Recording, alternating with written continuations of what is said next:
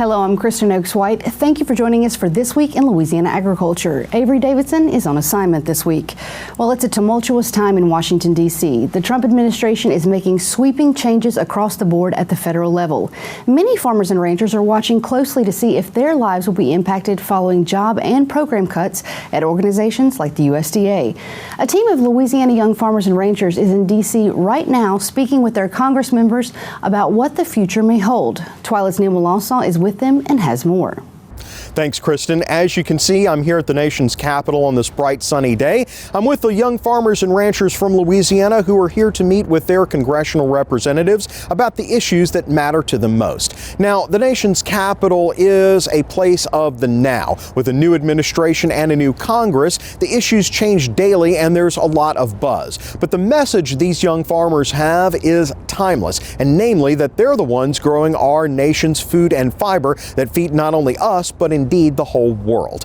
And of course, a new farm bill is integral to their success. Some of the issues that matter to them most are getting new market access to help with these commodity prices, as well as a new safety net that will hopefully keep them growing for generations to come. Now, you can follow these young farmers' journey on our social media. We'll have photos, and next week, Avery Davidson will have a story here about their visit to Washington, D.C.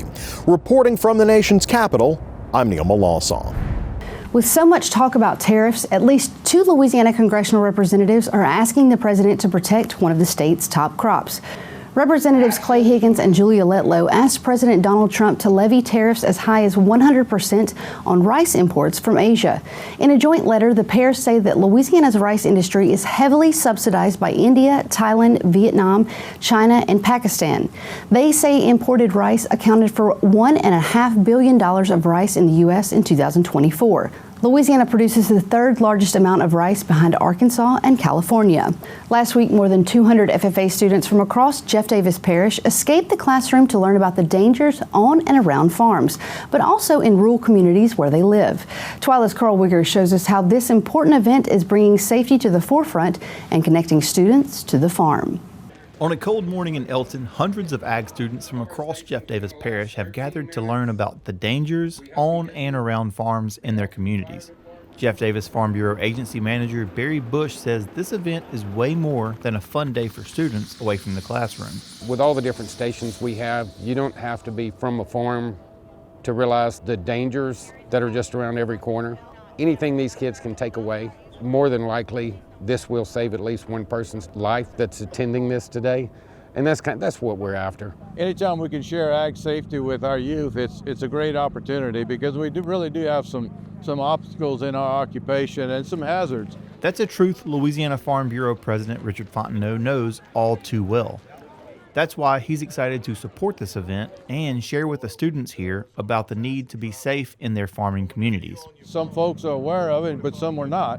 And this is a great opportunity to show the impact and show some of the concerns and what to watch out for and why we need to do certain things. You know, they talked about distracted driving and farm equipment on the road, and those two things, they don't come together well. That scary reality stood out to Elton High School student and newly licensed driver, Kaya Francis. A lot of this stuff I haven't seen before, so it's really interesting. Being patient and taking your time and being safe is really important because tractors are a lot bigger than cars, and even not going as fast, you could hurt yourself. Jeff Davis Farm Bureau President Kent Brown is proud of his agency manager for the hard work it takes to put this important event together. It's a fantastic feeling seeing these young kids coming out here, appreciate the ag teachers bringing them out and the school board letting them come out. Farm Bureau is agriculture, and we're here. We got all forms of agriculture here. We got some of our agency force with Mr. Barry Bush and his crew here.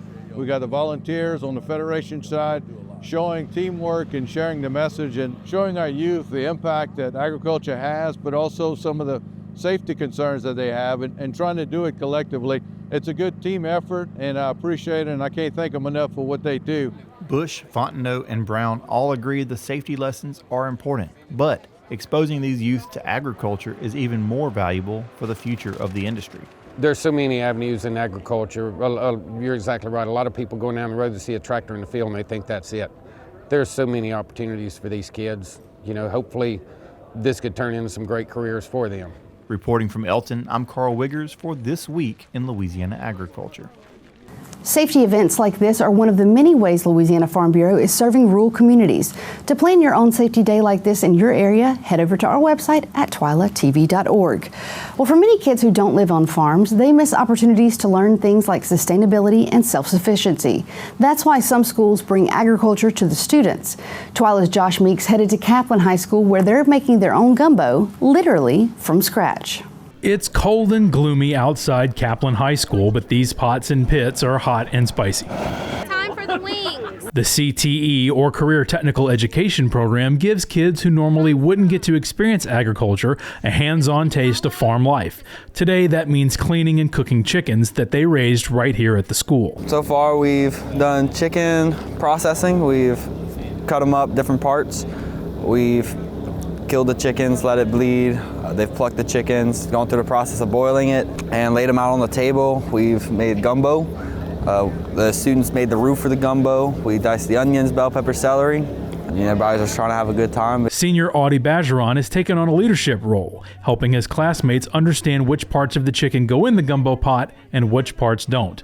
It's not a job for the squeamish. I was actually more surprised with that because I was expecting people to be like, not really into it, but a lot of people's been helping. They've been jumping to the table, helping cut up and helping pluck the chickens and whatnot. I mean, we've had a few people who didn't really like it, but that's gonna happen. The term bones and all is appropriate here. It may not be pretty, but this is what feeding families across Louisiana looks like. This is gross. At first, sophomore Sydney McDaniel wasn't too thrilled about cutting up chicken parts, but she quickly got over it. It feels kind of weird, honestly, but it's really not that hard because they scorch the big feathers off, so it's really easy to peel off. She says this program at Kaplan got her interested in pursuing a career in agriculture, a world she typically wouldn't have experienced. She says self-reliance and sustainability are important. Especially if something happens to where I can't afford it all of a sudden. I don't want to be stressing over groceries because vegetables and fruits, produce are really the most expensive things to buy. So if I can cut down on costs and do that myself, it'd be a lot easier. Looks good. It's not just gumbo today. Aaron Lee is teaching them how to make cracklin, while Josh and John Andrus are showing the kids how to process and cook boudin. All year, these students have been learning the importance of farm-to-table production. One of the things that we really strive to do here, and something that we do so well at our school and in our community, is really giving a connection for our students to their foods, where they come from, with the rich farming, fishing communities that we have here. We have so many resources that are readily available to us. Family and consumer science teacher Caitlin Barris from North Louisiana says she's learning alongside her students. I made my very first dark brew yesterday in preparation for this. Once the pots are turned off, it's time to eat and party. It's a good experience for people who don't live on farms or anything. They get to see what it's like, see if that's a way that they want to live and raise their family. So I think I'll do it when I get older. At least have some chickens, definitely. Teacher Jamie Lee, who chairs the Vermilion Farm Bureau Ag and the Classroom Committee, tells me that students had been looking forward to this event all year. And Kristen, you could really tell they were so excited to not only be able to cook and clean these chickens, but they also got to, of course, see the gumbo, which was the boudin, rather, which was delicious. And Aaron was out there making cracklins, which also tasted incredible. I was going to say, they didn't get these ingredients from the grocery store. This is literal farm to table. Have you? And that's it. And they raised all these chickens at the school. Have you seen anything like this in a classroom before? Not in a classroom, and not even with my own eyes. This was completely new to me as well. And I got to tell you, had something like this happened at Redemptorist High School in 2002, you would have seen a lot of kids calling 911 probably. I was about to say, this is such an interesting story. It was a great fun, awesome story, Josh Meeks. Well, teachers are also looking for ways to get students reading more and becoming more active. The LSU Ag Center has a program combining the two. Craig Gautreaux has the story from Northeast Louisiana. Brandy Judd is always looking for innovative ways to get students to read more. And by working with the LSU Ag Center, she has found one. Students at Neville Junior High are now reading books while riding stationary bikes. They love them. I've had kids who don't normally come in the library come in and ask about the bikes. So I feel like that's piquing their interest and making them want to do the bike and read. Kathy Agan is a food and community health agent with the Ag Center and said the program fits in with an initiative to help people in her area make healthier choices. We're wanting them to turn something that's sedentary into something that gets them physically active. So we're looking at increasing physical activity plus increasing literacy skills at the same time. For the students, the combination of reading and writing keeps them away from distractions and the temptation to do something completely different from exercise. I like how there's a physical aspect to reading, and at home you don't really do that. You can just sit on your bed or couch and you can easily fall asleep. And Judd has learned through her years as a librarian, it is sometimes beneficial to add an incentive to an incentive. So there's a chart you fill out every time you ride the bike, and then as you ride more and more and read more books, you get charms for riding the bike, so I have the thumbs up charm. At the public libraries, reading and writing is turning into a family activity and getting both parents and children involved. With the LSU Ag Center, this is Craig Gautreaux reporting. The Read and Ride program is a pilot project. If it's successful, there are plans for more bikes in schools and libraries across the state. Before we head to break, let's take a look at some crawfish prices from across the state. In Church Point, the best prices we found were at Crawfish Corner. They've got them for $4 a pound live and $5 a pound boiled. In Winsboro, head over to Clark's Crawdad Hole for a pound of live for $4.25 or a pound of boiled for $7. And out in Bogalusa, you can find them at Buddy's for $3.99 a pound live and $5.49 a pound for boiled. Make sure wherever you're getting them, you do two things. One, check those prices before you go buy them. They change at least every week. And two, make sure you're getting Louisiana crawfish, which is why the Louisiana Crawfish Promotion and Research Board reminds you to ask before you eat. Speaking of crawfish, coming up next on TWILA, we'll be heading back to Vermilion Parish to whip up a meal that's fit for a queen in this week's Feasting on Agriculture. Stay with us. You're watching This Week in Louisiana Agriculture, the only TV show bringing Louisiana farmers and consumers together every week. Welcome to Feasting on Agriculture. I'm Kristen Oaks-White, and today we're in Vermilion Parish at Stelly's Family Crawfish Farm, where this is the busiest time of year for them, and we're going to go out on the boat and find out how their product ends up from the traps to your plate. Feasting on Agriculture is brought to you by the Louisiana Crawfish Promotion and Research Board, Louisiana Crawfish, ask before you eat, and by the Louisiana Beef Industry Council, beef, it's what's for dinner, and by the Louisiana Rice Promotion Board, think rice. Okay, Adler, tell me, compared to last year, what has this year's crawfish season started out like? Comparing it to last year, we definitely don't have much to compare it to there. So last year was very much non-existent for us in this area. It was very hard hit. It was basically March before we seen any crawfish at all. And this year we started harvesting, and I want to say around the 18th of November, and numbers seem to have been pretty well. Quality is decent, and it looks like we're off to a really good start of a crawfish season. So tell us where we're going. We're heading to one of our farms on the eastern side, southeastern side of all our farms. It's when we had the cold and the freeze and y'all got 8 to 10 inches of snow. Yeah. How did that impact the crawfish this season? Actually, very little. We kind of feel like maybe the snow might have blanketed the fields. Even the production side of it, we were only down for several days, and it came back to normal pretty quick. A little more? Yeah, pick it up. Up. Is November early for y'all to start catching?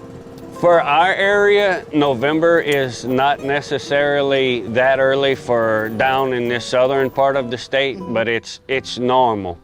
So to see that we actually right close to, right there with normalcy after last year's big hit, it's definitely a significantly better looking season, and I think we're gonna have good numbers, and public gonna be able to eat good crawfish at a decent price.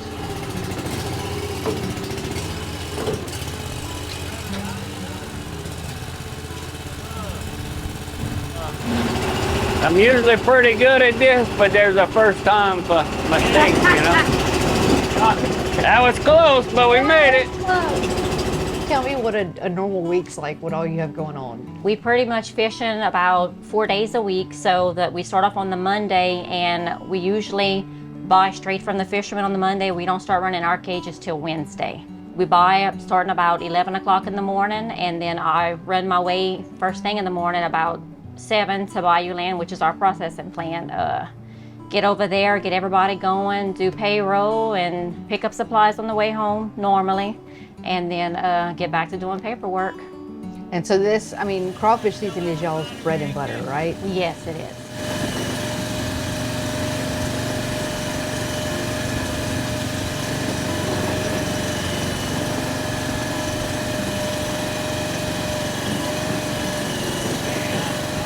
How long do you think it's going to run this year? I am hoping that it runs all the way through June, because after last season, we really need the extra income, but that kind of just depends on the crawfish. What's the one thing that you would want a consumer to know who knows nothing about the crawfish business about the product that you're producing? Definitely, we put a lot of hard work into making sure that everybody gets a good, healthy, clean product, and we love what we do, and the farmers in Louisiana need their support all the time.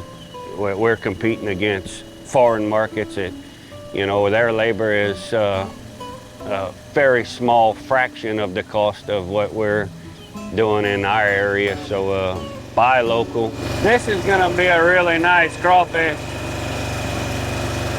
It's already, a good-sized crawfish. Oh, yeah. The crawfish industry is definitely sustainable. It's gonna be here for many years to come, and we work really hard to keep it going, and without our customers, we can't do nothing. When we come back, we're gonna take some of this fresh crawfish, and Emma and Natasha are gonna whip up one of their favorite recipes for us. You don't wanna miss it. Stay with us.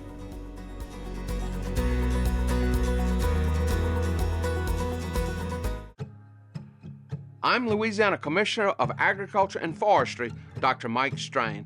And I'm Louisiana Farm Bureau President Richard Fontenot. We're coming together because it's not easy being a farmer or rancher in Louisiana. The cost of growing a crop or feeding your livestock keep going up. Meanwhile, you have no control over fluctuating market prices. The weather is another constant unknown. One storm can take a bumper crop and ruin all that hard work. That can lead to severe stress for our farmers and ranchers. That's why we're taking a moment to talk about farmer mental health. The Louisiana Farm Bureau and the Louisiana Department of Agriculture and Forestry have a network of people you can talk to, many who are facing the same issues. And if you're doing okay, check on your neighbor. It could make all the difference. If you feel overwhelmed, remember the Suicide and Crisis Lifeline. Dial 988 and someone will help you. Stay rooted in Louisiana agriculture. You can find these resources and more on our website.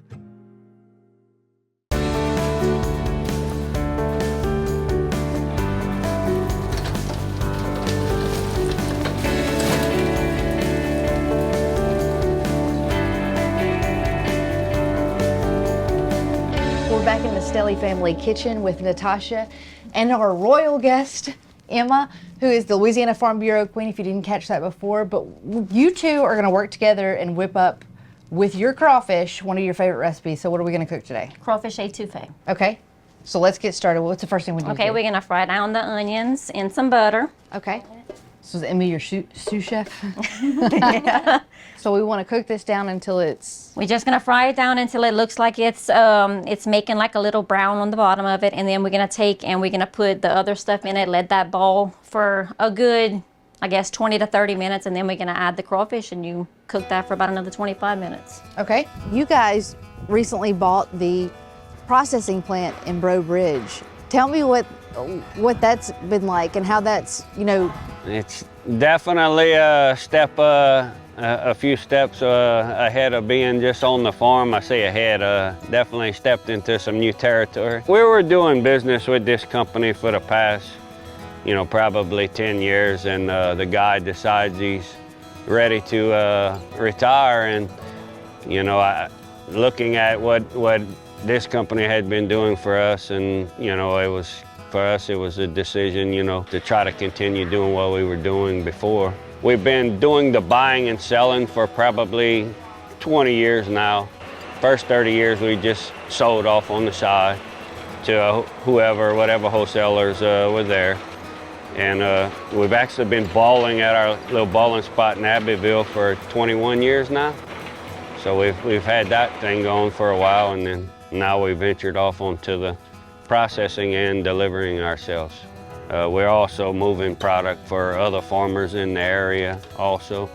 So it's helping a bunch of the local fishermen to continue moving the same amount of product that we were moving before. We're trying to get our product further out to expand the markets for everyone. We got rice, yes. We got rice already made? We have rice already made, yes. Why do you enjoy this work so much? Honestly, I'm kind of, I guess I don't know if I would say a little bit different breed, but I love stress and I love excitement, and I don't like anything to be boring. And this industry definitely is all the things that I said. It's stressful, it's not boring, you never know what the next day is going to bring or whether the next hour. I can't just stay sitting at a desk. It's not in my nature. I have to be moving, I have to be doing new things. So that really, you know, it entices me to want to do more. Also, it's just the heritage. Like, it's, you know, this is our heritage, and it's to know that we are actually, you know, still doing this, something that's been started, you know, for a long time ago, we're still able to do it. So I guess it's something that's kind of in my heart at the same time as the excitement that it brings. And the last thing that we do is put in our Louisiana freshly peeled crawfish. And so these were peeled today? Yes, ma'am, freshly peeled. Woohoo! What do you want somebody that's buying your crawfish, whether at the boiling spot or at the grocery store, what do you want them to know about the product that you guys are producing?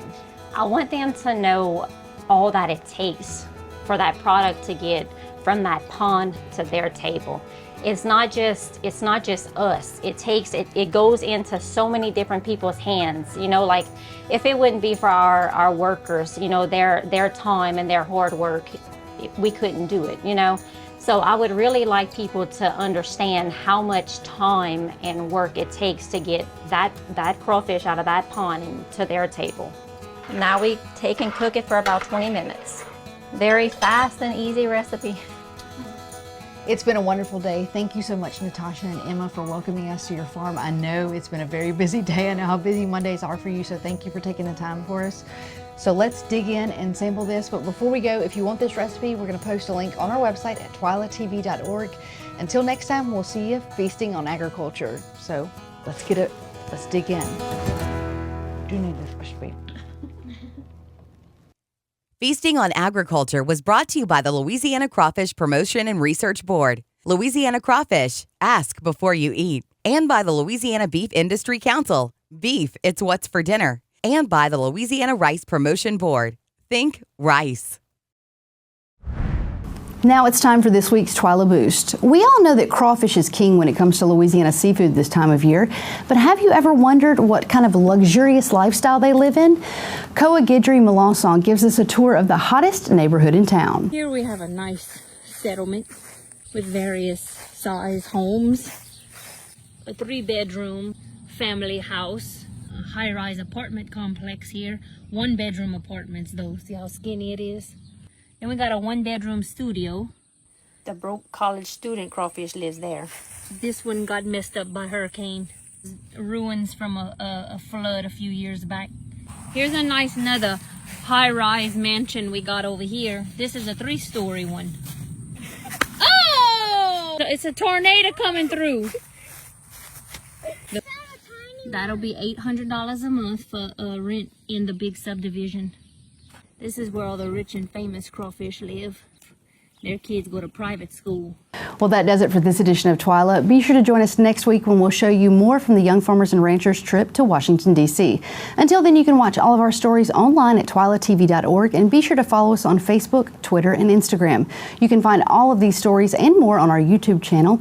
Be sure to subscribe and turn on those notifications so you know exactly when we put out new content. For all of us here at TWILA, thanks for joining us. We hope to see you again right here next week.